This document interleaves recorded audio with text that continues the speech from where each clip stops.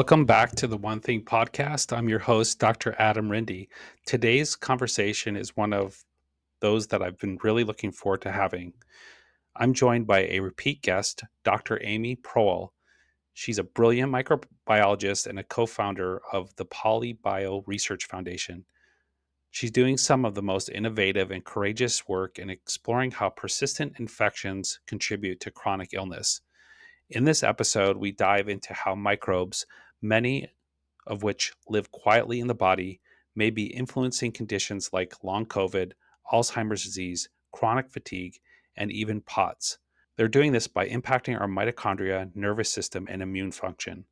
It's a wide ranging and deeply important conversation that challenges conventional thinking in medicine. Dr. Proal shares emerging science on how viruses and bacteria may persist in tissue and nerves, including the vagus nerve, and how this persistence can drive inflammation, energy loss, and immune dysfunction. We also explore therapeutic approaches like low dose rapamycin, interferon modulation, and mitochondrial support. Whether you're a clinician, a patient navigating complex illness, or just someone who's curious about the root cause of disease, this episode will give you valuable insight into a growing body of research that's reshaping how we understand chronic conditions. Let's get started. This is the One Thing Podcast, and I'm your host, Dr. Adam Rinde. The One Thing Podcast brings together leaders in functional and naturopathic medicine to discuss actionable information that may unlock puzzles in the areas of gut health, brain health, metabolism, and longevity. Please note, these episodes do not replace the opinion of your doctor. They are not intended to diagnose or treat any condition. Please discuss this information with your provider and discuss your own unique personal health history before adapting this information. Please subscribe to our episodes so that you can stay on top of the most current information in these areas of medicine. Dr. Proal, welcome back to the One Thing Podcast. It's great to be here with you again. Great. Thanks so much for having me back on. I look forward to the conversation. Same here. The previous episodes were so well received, and I go back to them all the time for referencing and share them. And it's just always a delight to get to speak with you. And I know we connected, it seems like every couple of years we've been connecting, and so much ground has been covered in those 2 years. It's just exciting to get into this. I agree. It's a good thing that there's a lot of updates, right? Right, It means that exactly. there's movement in this space. Yeah. So it's great to come back on. Yeah. So I thought we could start with just sort of a big picture update on the landscape of chronic infections and how they're relating to common chronic conditions and maybe not so common chronic conditions. Especially, I think you've mentioned a lot of work recently in the space of cognitive impairment or cognitive decline. So I'd love to hear just kind of the big picture update on things that you've seen emerge. Definitely. And I think it's a really important topic to talk about chronic infection across a wide range of chronic diseases, especially now in a time when I'm excited because there's more energy behind the actually, first of all, kind of you know, admitting that we're living in an epidemic of chronic disease. In other words, we're really in a bad place, and we've been in this place for a long time where the rates of most chronic conditions continue to increase. People often continue to get sicker with a lot of different chronic conditions at earlier ages. And so we're missing, and I think everyone knows this, a lot of the factors that are still contributing to a lot and a wide range of chronic conditions are just still being somewhat missed, at least in sort of the most mainstream kind of, standard of care. And parts of what we hear about are like, yes, increased use of pesticides, chemicals, microplastics, all of these issues are definitely, I think, absolutely probably driving increased rates of chronic disease and are big factors that we should be looking at. So the exposome and all kinds of other environmental factors. But part of what I don't see as much in the discussion of chronic illness and chronic disease as I would like to see is chronic infection. And I think that part of the reason for that is just because there's, it sometimes takes to study the impact of chronic infection on a chronic disease. It actually takes a lot of research to be able to do it well. And so, just in the last years, there's groups who have been able to kind of really advance the methods needed to find pathogens. And by that, I mean, viruses, bacteria, fungi, even parasites, right?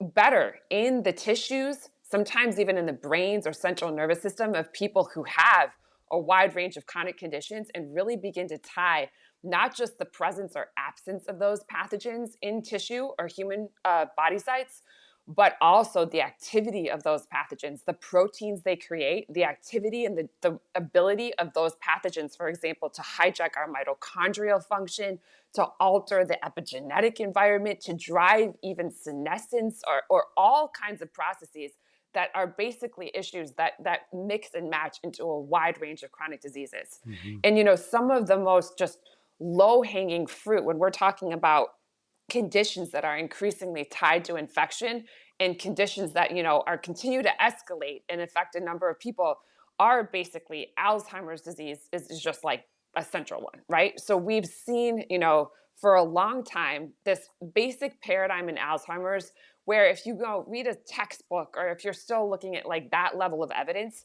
people will say that Alzheimer's disease is caused by buildup of this pathological plaque in the brain. The whole illness is basically due to that plaque accumulation, and we don't totally know why it accumulates. There are genetics that sort of predispose to more plaque accumulation, but not everyone has those genetics, and there are people who don't. So, like, genetics is part of the picture, but we're missing something else. And what I think is really key is that increasingly, teams have started to link persistent pathogens, so viral pathogens, bacterial pathogens, to the Alzheimer's disease process. And really, some of the most compelling work on that topic started in 2018 when a group at Harvard Medical School that we know well, who is still working on the topic, realized that the Alzheimer's plaque, this plaque building up in the brain, might have a function. In other words, maybe it isn't just accumulating in the brain for no reason. Maybe it's forming for some reason. Maybe it's forming in response Right. to something. And that was a key paper that this group at Harvard Medical School published in 2018, where they said, and this continues to hold largely, that the plaque could be an antimicrobial peptide, which is this basic part of the immune response Mm. that forms in response to almost to any viral pathogen or Mm. bacterial or fungal. It's just a very basic component of the immune response that will form to basically control infection. And so what they did is they used like neuron on a dish models and also studies in mice to show that if they put a herpes virus, which is a virus that 90% of the human population harbors at least one herpes virus, right? So commonly, and we don't clear those viruses. They persist in us across the course of our lives if we have them. That if they put a herpes virus into those models, the Alzheimer's plaque forms right Mm. around the herpes virus. And in fact, almost encases it and digests it in bleach. So, in other words, the plaque is forming due to the infection. And that is really one of the beginnings of these paradigm shifts in Alzheimer's disease, where it's like, like maybe we have the model wrong. And maybe infection is at the heart of this. And so one of the studies and teams that's followed up on this that I think is a great finding is Ben Reedhead's team at Arizona State University. And he recently published a paper where he showed the cytomegalovirus, which is one of these herpes viruses, in the brains of patients with Alzheimer's disease, co-localized again with Alzheimer's plaque. But really key to the study is that he was able to get tissue from patients who, unfortunately passed away from Alzheimer's, but he got their tissue and analyzed it, and he got tissue from several key body sites. One was the lining of the gut. Other tissue was from the vagus nerve, which is this very important nerve Yeah. that basically innervates every trunk organ of the body and then connects to the brain and basically is a conduit between the body and the brain. And then he got the brain tissue from the Alzheimer's patients with where the Alzheimer's plaque was. And he was able to show that cytomegalovirus was in the tissue of the gut of certain patients who had this inflammatory sort of brain cell in Alzheimer's. also, though, in the vagus nerve Mm. directly. So there's incredible images of that paper of just cytomegalovirus just in the vagus nerve and then in the brain, strongly suggesting that the virus might begin in someone in their lifetime in the gut, maybe just kind of hanging out, maybe Yeah. not doing something that bad, but over time, literally might crawl up the vagus nerve, Wow. which is really a super highway for a nerve infecting virus like a herpes virus. And herpes viruses are literally, we call them, they're neurotrophic, which means that they Amazing. preferentially infect nerves. So many of us have also thought, like, why would viruses that infect nerves leave the vagus nerve alone? So that one of the things we've always wondered is like, are viruses or other pathogens almost using the vagus nerve as a highway between the body and the brain? And this study suggests, like, yes, Mm. probably, right? And then ends up right in the brain tissue of patients with Alzheimer's disease. So, these are compelling findings just suggesting, like, yeah, these viruses that many of us harbor, depending on which nerves they travel and what location they get into, they very well may be, really driving this. And one of the craziest just studies out there that hangs out there in terms of just treatment or just preventative strategies that we can do to potentially just prevent this herpes virus activity associated with Alzheimer's disease is a study from Taiwan where it was a team that looked at medical records. And what they did is it was a large number of people's medical records. And they looked at people who'd been given, very common herpes existing medications like Valtrex, or valganciclovir, which is a commonly prescribed Mm. medication for cold sores or, genital herpes. And they looked at people who'd been given those drugs more routinely for things like cold sores. And they compared their rates of developing dementia to people who had not taken those Mm. antivirals. And the rate of dementia in the people given those antivirals more was almost 10 times lower than the people who had not taken Wow. them. So this is just some of the lowest hanging fruit, where one of the trials that we're trying to get support for is for Ben Reedhead Group to run a trial of valganciclovir, this existing widely available antiviral in people with pre-dementia to prevent progression to Mm. Alzheimer's disease. Very So, nice. really cool opportunities there to, use, like I said, even existing antivirals to potentially have an impact on a disease that otherwise has very poor treatment options. Amazing. It's I mean, this is just mind blowing to think of looking at disease through this lens because even today I was doing some research on POTS, Hmm. and secondary to people, a lot of people with long COVID will develop Yep. postural orthostatic tachycardia syndrome POTS, and I found out, just through my research that a lot of times, what's going on is an autonomic neuropathic um, process where there's like an autonomic neuropathy and Yep. secondary to potentially secondary virus, and so it's just really interesting to tie all these conditions where the viral pathogen is disrupting the nervous system. I mean, even Yeah, MS has been definitely. linked to Epstein-Barr virus, right? Very directly, with some really, even good mechanism by which the Epstein-Barr virus can do it. But just to go back to, where you mentioned COVID and SARS-CoV-2 and long COVID, we absolutely do see a lot of, just like you, autonomic dysfunction in patients. And obviously, the vagus nerve does play a role in controlling autonomic function. So it actually gets into innervates the back of the brain at the brainstem. And there's nerve bodies right there, right where the vagus nerve enters, that are key in controlling autonomic function. Hmm. So technically, if the vagus nerve, if signaling from vagus nerve is thrown off, that can be a big driver of autonomic dysfunction. And even with SARS-CoV-2 and COVID, we've asked, like, could the vagus nerve be directly infected in at least some long COVID patients? And the truth is, like, maybe it could be, because there's a really fascinating autopsy study that collected vagus nerve tissue from people who passed away from acute COVID. So this is acute COVID. Yeah. But they identified the RNA, the backbone of the SARS-CoV-2 virus, in every single Wow. vagus nerve sample that they analyzed in the Mm. study. So Amazing. obviously the virus can get into the vagus nerve. So can it persist in the vagus nerve? Probably, right? Because that's one of the bigger trends we see in long COVID, is that there's different reasons why people develop symptoms after COVID, but one of the biggest ones that we've been studying is really just the straightforward fact that some people don't fully clear the SARS-CoV-2 virus over time. And instead, a small amount of virus persists in what we call a reservoir. So basically, like a little bit of virus remains in the tissue of the gut or in a nerve or possibly like in the lymph nodes. And obviously, the vagus nerve could be potentially a reservoir site too. And if it was, you'd expect there to be profound autonomic dysfunction. Mhm. So sometimes, like one of the most simple possibilities for autonomic dysfunction could relate to infection of the vagus nerve. It's something that we consider. Yeah. I mean, there's so many different types of microbes that probably fall under this lens that you're looking at. Can you just comment on sort of the spectrum of microbes that you're looking at in connection to chronic illness? I mean, does it go beyond these viruses that we've mentioned? Yeah. You know, the herpes viruses are the most studied viruses for persistence in the human body, often in what's called the virome. So basically, all humans, often starting in the womb, even, right, acquire viruses. They can be passed to people from their mothers, but so can, and the herpes viruses are documented as some of those.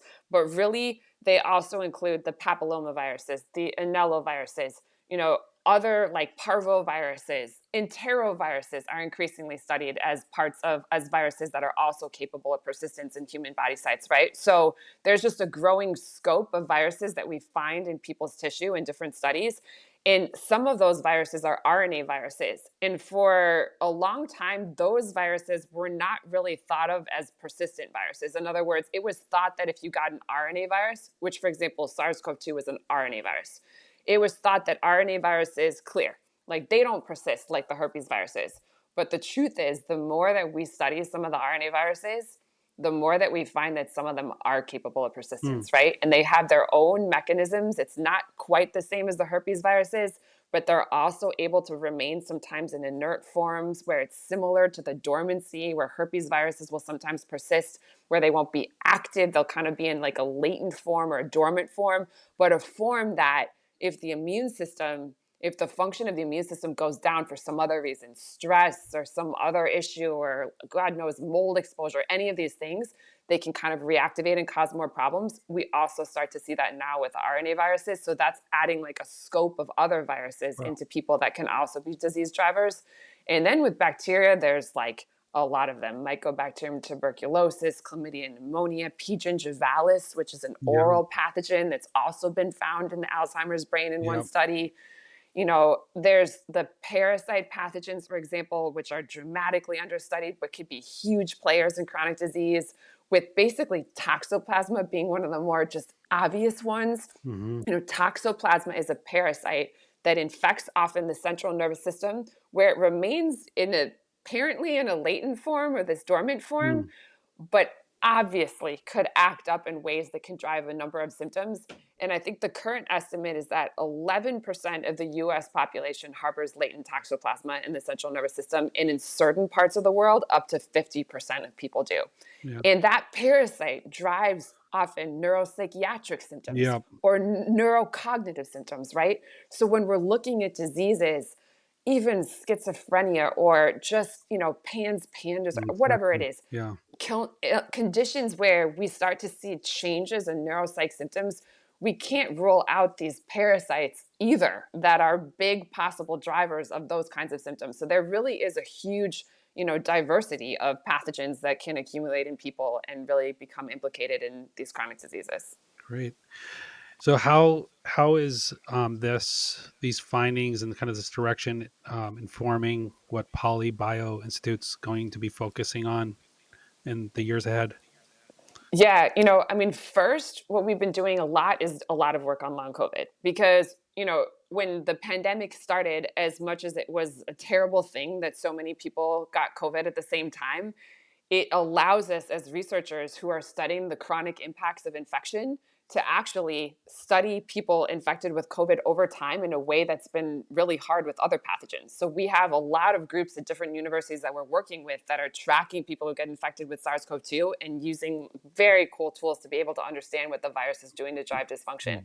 So in that space, some of the key things that we're looking at, and I think um, are, the basic persistence of the virus. But then again, one of the areas that we're most interested in continuing to work on is the ability of SARS-CoV-2 and other viruses and bacterial and fungal and parasite pathogens to directly hijack our mitochondrial function. Mhm. And I think that some of the studies that we're seeking to move forward the most are really on that intersection of what pathogens do to directly alter the energy output and mitochondrial output of our human cells.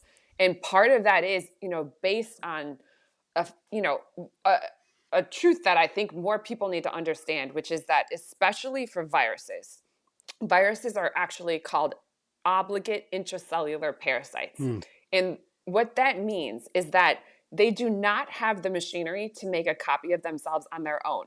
They simply cannot replicate on their own. They must, by definition, hijack the mitochondria of the host cell they infect and pool the substrates like the nucleic acids or the things they use to create new versions of themselves out of our own human mitochondria in order to replicate. They must do that. Every virus does that. So every single time that you have a viral infection, including those that might not clear, the metabolic output of the infected cells inevitably changes. And almost all viruses and other pathogens will basically push people's mitochondria when they hijack them to what's often called a Warburg metabolism. It's a metabolism where there's a lot less efficient production of ATP, which is the main energy molecule that mitochondria make. Basically, there's less ATP produced and more lactate as an output, and it pushes into this state where your energy production is worse and your byproducts of mitochondrial function like lactate are increased, and Mm. that is not a great state to be in, right? So understanding sort of the relationship between mitochondrial dysfunction in a lot of conditions and these infections is a huge intersection to be able to say, like, yeah, and your mitochondrial function isn't great, but could that again be tied to some of the pathogens in you and their activity? It's Amazing. a key area of research. Wow. Yeah. So mitochondria have known, well, microbes have known how to become involved with mitochondria since the beginning of time. I mean, that's Exactly. the origin of mitochondria, right? You're exactly right. Mitochondria themselves are derived from bacteria, where back, in the course of human evolution, a certain kind of bacteria infected humans and they were good energy producers. So our human genome basically co opted those bacteria Right. and basically increasingly kind of made them function as part of what our human genome does, which is really crazy. And that is how mitochondria are derived. So, literally, when you're talking about this interplay between mitochondria and other pathogens, it sure makes a lot of sense because we understand that every organism in the human body has complex relationships with others, right? So even bacteria are infected by viruses, which are called bacteriophage, or there are all kinds of things. So the idea that mitochondria wouldn't either be hijacked or have defenses against other pathogens is impossible. And in fact, mitochondria are increasingly actually studied as organelles of the immune system because when they release, for example, reactive oxygen species. So, for example, when mitochondria are not in good shape, they'll release these basically kind of pro inflammatory signaling molecules called reactive oxygen species. But when they do that, that's often their response to the fact that they're being hijacked by an infectious agent. It's Mhm. what they do to combat the infection, to push back against it. So, a lot of these mitochondrial byproducts that can be detrimental are actually produced as part of mitochondrial defense. Mhm. So, in other words, if we kind of mitigate the infectious, I would hijacking of mitochondria, we have opportunities to mitigate some of those like defense associated compounds like reactogen oxygen species that they produce. Yeah. So it's another opportunity to basically decrease almost like inflammaging or other sort Mm. of factors associated with aging or chronic disease. Yeah. Yeah. We had a geneticist on the podcast named Richard Bowles, who does a lot of work with autism and cyclic vomiting syndromes. And Mm, like his whole focus is as a geneticist is on mitochondriaopathies, sort of interesting. like this whole collection of conditions that are tied to mitochondrial dysfunctions. And that's Yep. exactly what he was talking about, the um, oxidative stress. And Yep. if you keep peeling back, like what is the root cause, and that's kind of like our all of our Yeah. dreams, right? So Yep. this seems like it's just kind of really looking straight in the eye of the root of disease.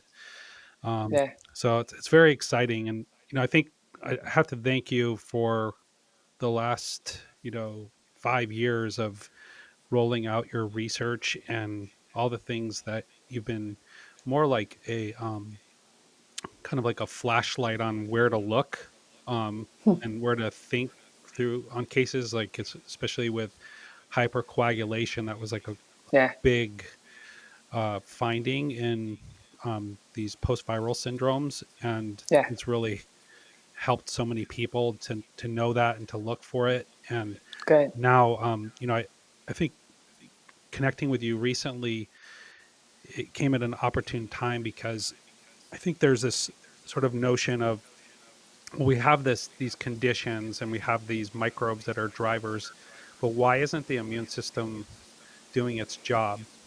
It's like, Yep. why is there a persistence? Why is the immune Exactly. system not um, working? And so, from a standpoint of clearing the virus and helping restore homeostasis, so just as reached out to you to talk a little bit about what's happening with the immune system, and we got into talking about mTOR. I was just wondering if you Yeah. could sort of unpack that a little bit for us. Yeah, exactly. You know, a lot of factors probably end up, impacting who would clear a virus like SARS-CoV-2 and who wouldn't. But, one of them is that if you see, first of all, the SARS-CoV-2 virus, when it infects, has multiple proteins that knock down interferon signaling. And interferons are just these key signaling molecules that are part of the immune system that play a central role in keeping almost all pathogens in check. So basically, let's say there's a herpes virus and it's trying to act up. Interferons come in and are like, no, no, no, no, no, you don't. And they kind of shut down that activity. So good control of interferons is really necessary for good control of infection. And SARS-CoV-2 just totally disrupts interferon signaling. So one of the things that's happening there is like that's the problem. Now, I was, so it becomes almost like the holy grail of sort of dealing with long COVID patients or people who have issues with any infection, ongoing issues, is like, what could we do to improve interferon signaling? Is there something out there that could do that? And one of the studies that caught my eye was a study of low dose rapamycin, actually.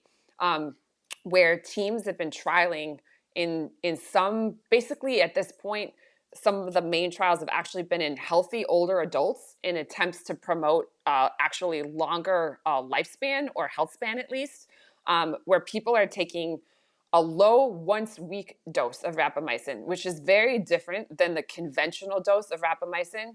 In its common indication or most used indication, rapamycin is actually used in a very high dose every day for organ transplant rejection. And in that dose, it's immunosuppressive and it's not something we would give to people with a lot of these infection issues. But in a low once weekly dose, it seems to have almost opposite effects, where it actually seems to stimulate parts of the immune system, or at least there's early data suggesting that it might. And so, two studies basically really caught my attention. And one of them is on a rapalog, so it's a compound similar to rapamycin, but I think you can extrapolate enough. And what the group showed is that in older adults taking rapamycin, a couple things happened. First, at the end of the trial, they gave them the influenza vaccine. And the people who had been taking rapamycin in this low dose had a more robust, a more energized response to the influenza vaccine than the people who didn't, Hmm. which just suggests that the immune system was in better shape at the end. Mhm. It was like, okay, that's interesting. Mhm. And then one group measured after people had taken this low dose the signaling of those interferons that I mentioned before. And they actually found that the people who had been on the rapamycin or the rapalogs had upregulated interferon gene expression. Hmm. So it was like, wait a second, that is huge. If there's any chance that low dose rapamycin could be upregulating interferon signaling, we should follow up on that. And then one group also looked at T cells, which can basically become exhausted over time. And especially if T cells continue to have to, let's say you don't clear an infection, T cells come in and say, like, hey, it's still there. Like, hey, what do we do? But if they can't actually fully clear it, what they do is literally become exhausted, and Mhm. they start to express markers that show they're exhausted. And one of them is called PD-1. So if we're in a lab and we find a T cell and it's expressing this PD-1 marker, we're like, oh, that's an exhausted T cell. Mhm. So at the end of one of these Rapalog trials, the participants had less signs of T cell exhaustion. Like the T cell exhaustion had improved versus the people who hadn't taken it. So we look at rapamycin and we're like, wow, if there's a 1% chance that taken in a low dose, it could be improving interferon signaling, improving T cell exhaustion, or just sort of improving immune function generally. That's huge. So we just started, which I'm really excited about, a low dose rapamycin clinical trial in long COVID at Mount Sinai, where I serve as the scientific director of a long COVID clinic there. And we're measuring, which is good, in the participants, we're measuring that interferon signaling. We're measuring the T cell exhaustion and other measures. And what I look forward to is when we get the data on people in the trial, we're actually going to be able to say, like, yeah, did that happen? And I think that's going to be huge.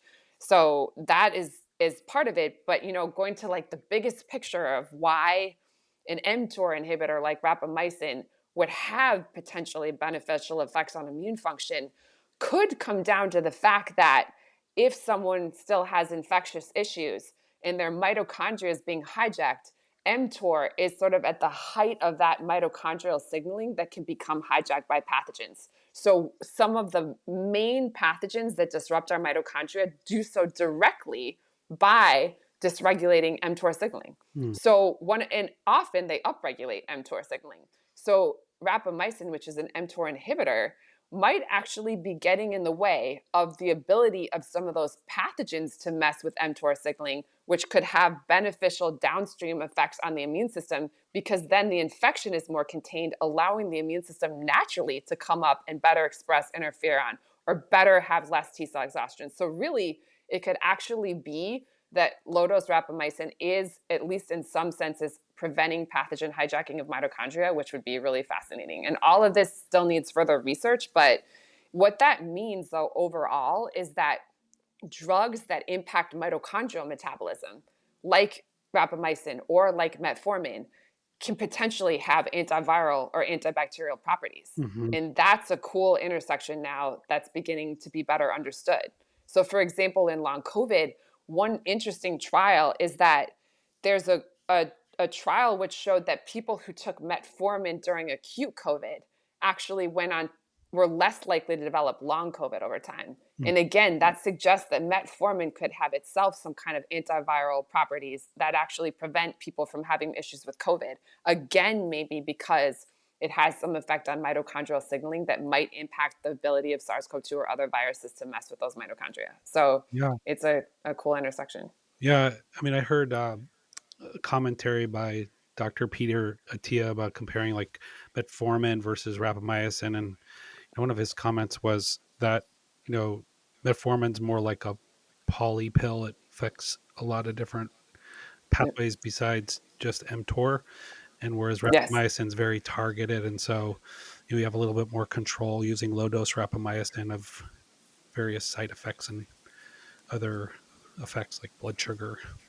Yeah, that makes sense to me. Exactly. We know that, rapamycin is an mTOR inhibitor, which is versus not totally understanding all of the metformin mechanisms.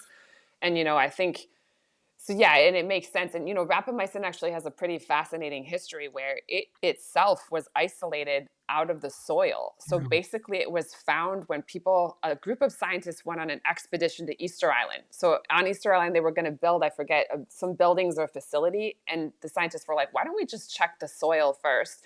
And the reason they did that was because the native people who were living on Easter Island, they realized that they could walk around barefoot and they wouldn't get any kind of, I don't know, like tetanus type or other kind of issues. They were like very able to walk on soil very resiliently. And they're like, maybe there's something in the soil. Yeah. So they found rapamycin as this soil-based compound, and the first properties that it was characterized for were antimicrobial or antiviral Mm. effects. In other words, that was the first understanding of what rapamycin can do. So I feel we're kind of coming back to like its original, Yeah. discovery indication, which is impact on infection, which is exciting. That's really interesting. And can certain physiologic states like ketosis or caloric restriction work on this pathway as well? Yes. So, there are definitely patients with chronic disease that benefit from either a low carb diet or, feel, depending on the person, a lot better in keto. There are Mm. even cases of people with, there's a researcher who has patients with schizophrenia and puts them on a very strict ketogenic diet and will actually see, remission of their Mm. schizophrenia while they're on a keto Mm. diet. Mm. In fact, there's even, and this was some of my early, undergrad biology work, is we worked with children who had really terrible epileptic seizures, just, sometimes like hundreds of seizures a day. And if we could put those kids sometimes, again, on a strict ketogenic diet, their seizures would stop. So there can be profound effects from a ketogenic diet. And if you think about it, there's could be a lot of reasons for that. But obviously, a ketogenic diet prevents this rapid uptake of glucose. So if cells are sort of, pushed by pathogens into that Warburg or dysregulated metabolism, what happens is there's a bunch of glucose that's uptaken as part of that shift. And then the output is increased lactate and worse energy production. But there has to be a lot of glucose around for the pathogen in the cell to be able to move in that direction. So if you eat keto and you really dramatically restrict glucose, it's possible, at least to me, that it could just mean that the pathogens or whatever other hijacking happens with mitochondria just can't happen Mm. because there isn't enough glucose to uptake to really push the mitochondria in Mhm. that detrimental direction. So there is ways then, if you modulate glucose, that you can obviously modulate, mitochondrial signaling. So I think that, experimenting with a ketogenic diet or other diets and those for those reasons makes sense to me. Yeah. Yeah. Yeah. So, from a clinical standpoint, it just, I think a lot of people might be wondering, like, well, if you have this hijack going on of your mitochondria and you have these persistent infections, like, why aren't these people ending up you know in the hospital, and kind of their a higher mortality rate? And the way I Yeah. always look at this is that the the body shifts into this sort of new state of homeostasis where energy production is obviously lower in Yeah. all these patients, and there's just kind of a downshift in metabolism, a downshift in overall function, and this new normal is a new Yeah. normal that includes this ongoing infectious process. Is that fair to look at it that way? Yeah, I think so. Because, part of it too is that when we look at like reservoirs of pathogens, in other words, like small amounts of pathogen, it's that. It's like often the pathogen that's persisting in someone, it's not everywhere. In an acute infection, let's say when you get COVID, just the virus can spread throughout all of your tissues, and there's a lot of virus in you. But often when the viruses persist, there's just a little bit, like it'll be in some tissue or in some nerve or whatever. So part of it is that, like, you have a sort of smaller smoldering infection that isn't affecting maybe every system, right? But at the same time, yes, like the viruses and bacteria and parasites, if you will, like, I don't know, they don't necessarily want to kill their host. They, in a way, need a home, right? So Exactly. they have a lot of mechanisms by which they can still drive inflammation and distort mitochondria and cause all kinds of problems, but in a somewhat more subtle way where, they're able to do it while your system continues on, right? And so, that is a large part of what they like have kind of evolved to do, is to be able to persist enough to cause problems but not enough to really kill you. And so yeah, your body will attempt to, of course, kind of form a new homeostasis. It'll try to adapt to this. But the truth is that, each pathogen that you don't clear kind of downregulates the immune response. So like now that you have a problem with one of them, you probably have reduced interferon signaling, like I mentioned. More of your T cells are exhausted or kind of caught up with that pathogen. The problem is then the next infection you get, or even the next exposure that you kind of handle worse as well. So a Mhm. lot of what we look at too sometimes is almost what sometimes I call successive infection, where once someone has a problem with one infectious issue, it's almost like they're more susceptible to the next, and then that one might not clear too. And then depending on the locations and those infections, people kind of go on to develop different kinds of chronic disease, right? Yeah, So it's part of the picture of just kind of like different infections sort of simmering and sometimes even sustaining others. great. So it seems like now kind of the understanding is we have these two different levers to address this smoldering infection or persistent infection. You've got the lever of the kind of classic antiviral approaches, Yep, and then you have the lever of aiding the immune system and exactly. um, better functioning, clearing. So more of like, you know, the two main branches of infectious disease going. You got the terrain model and then Exactly. the Pasteur Yep. model. So I'm curious if how much more you'd be willing to share about your observations with your trial. Um, I know like a lot of my patients are going on Reddit and hearing rumblings of lots of really great things coming out of the use of low dose rapamycin. Is there anything else you could share with us about observations that are ready for the public? Yeah, we actually just started the formal trial, so we don't have enough data from that. We Mm. actually just have like our first participant was last week. Okay. So there's not enough data to share, but patients have basically started, some doctors, and in fact our clinic sometimes we've just prescribing low dose rapamycin. And in those cases where we have like, an anecdotal report from a patient, we do hear common trends reported already, which is in this again, isn't everyone, but certain people with long COVID or sometimes even chronic tick-borne vector-borne illness will say that they take their dose, right? And that day, they may actually feel worse. In other words, they kind of flare where their symptoms get worse the day they take the pill and sometimes even the next day. So they feel actually worse at first. There's almost like a Herpesviruses element to this in some people where I don't know if you know, like sometimes if you kill bacteria, when you're dealing with something like chronic Lyme disease or whatever, the person feels worse as they take the antibiotics because Mm. as the bacteria die off, there's like, I don't know, issues like toxin release. It almost seems like that to certain people. I feel worse. And then by sort of day 3 or 4 or whatever of the week in which they took the dose, they turn a corner and they start to feel better those later days. Yeah, And some of, again, like the anecdotally reported symptoms that people say improve are one is their post exertional malaise sometimes gets better. And what I mean by that is a very common symptom for people with long COVID or chronic fatigue syndrome, ME/CFS, is that they exert themselves even a little bit. Like they just like walk a bit or like do some activity. And they can do it in the moment, but then they crash after. Like they like especially 24 hours later, they're just paying for that exertion, right? And so people actually have to learn to pace themselves and be really mhm, careful kind of like with what they're doing so that they don't crash.